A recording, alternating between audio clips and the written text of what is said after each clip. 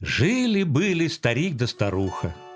У них была дочка Аленушка да сынок Иванушка. Старик со старухой умерли. Остались Аленушка да Иванушка одни-одинешеньки. Пошла Аленушка на работу и братца с собой взяла. Идут они по дальнему пути, по широкому полю, и захотелось Иванушке пить. Сестрица Аленушка, я пить хочу. Подожди, братец, дойдем до колодца. Шли, солнце высоко, колодец далеко, жар донимает, пот выступает. Стоит коровье копытце, полно водицы. Сестрица Аленушка, хлебну я из копытца. Не пей, братец, теленочком станешь. Братец послушался, пошли дальше. Солнце высоко, колодец далеко, жар донимает, пот выступает. Стоит лошадиное копытце, полно водицы. Сестрица Аленушка, напьюсь я из копытца. Не пей, братец, жеребеночком станешь. Вздохнул Иванушка, опять пошли дальше. Идут, солнце высоко, колодец далеко, жар донимает, пот выступает. Стоит козье копытце, полно водицы. Иванушка говорит: сестрица Аленушка, мочи нет, напьюсь я из копытца. Не пей, братец, козленочком станешь. Не послушался Иванушка и напился из козьего копытца. Напился и стал козленочком.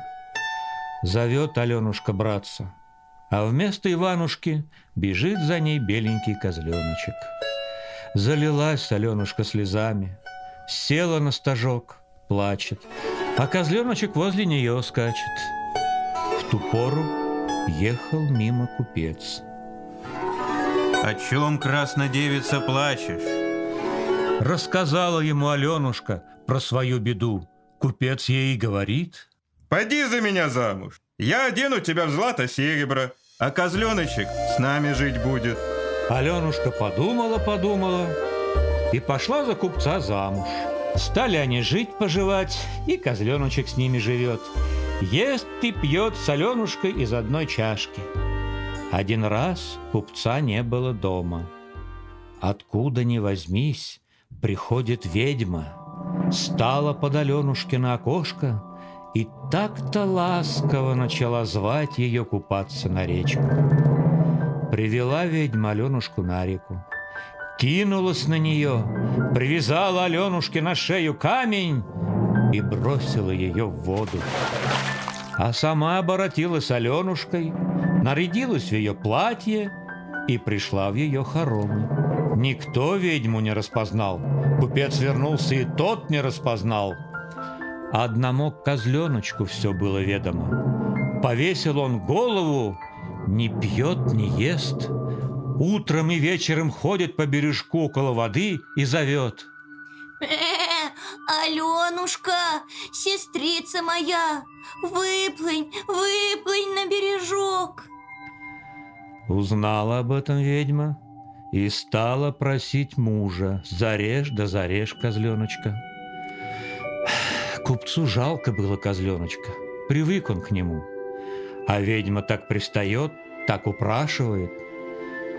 Делать нечего, купец согласился. Ну, зарежь его. Велела ведьма разложить костры высокие, греть котлы чугунные, точить ножи булатные. Козленочек проведал, что ему недолго жить, и говорит названному отцу: перед смертью пусти меня на речку сходить, водицы испить, кишочки прополоскать. Ну, сходи. Побежал козленочек на речку, стал на берегу и жалобнехонько закричал: Аленушка, сестрица моя, выплынь на бережок. Костры горят высокие, котлы кипят чугунные, ножи точат булатные, хотят меня зарезать ими. Аленушка из реки ему отвечает: Ах, братец мой Иванушка, Тяжел камень на дно тянет, шелково трава ноги спутала, желтые пески на груди легли.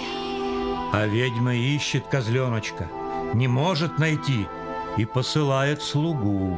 Пойди, найди козленочка, приведи его ко мне. Пошел слуга на реку и видит. По берегу бегает козленочек и жалобнехонько зовет.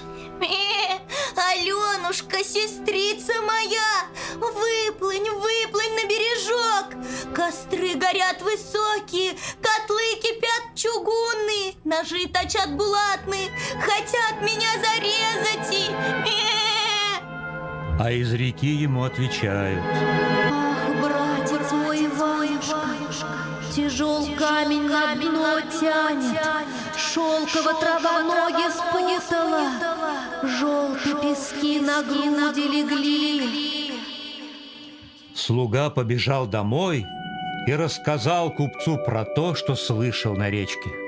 Собрали народ, пошли на реку, закинули сети шелковые и вытащили Аленушку на берег. Сняли камень с шеи, окунули ее в ключевую воду, одели ее в нарядное платье.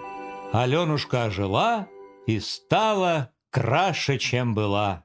А козленочек от радости 3 раза перекинулся через голову и обернулся мальчиком Иванушкой. Ведьму привязали к лошадиному хвосту и пустили в чистое поле. Тут и сказки конец, а кто слушал, молодец.